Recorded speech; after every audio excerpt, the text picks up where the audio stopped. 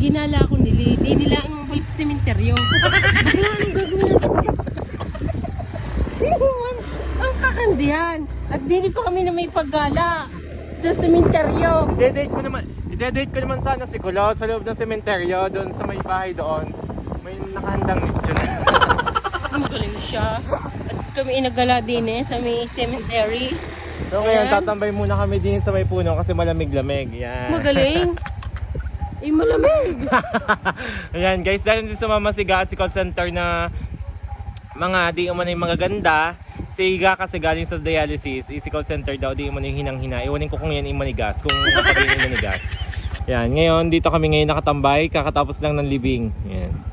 Si Kulot naman gustong huminga, kaya iniikot-ikot ko din yun sa loob ng sementeryo. Gustong dalhin doon sa loob, sa gitna ng libingan. Ayan.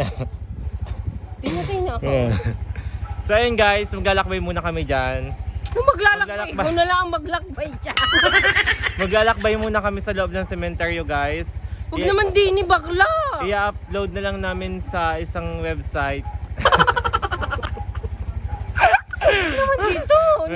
Ay, minsan na nga lang umarak lang sa'yo, di mo pa ako dinala Magaling kaya hindi ka nagdadala ng motor mo di igagala kita kahit saan.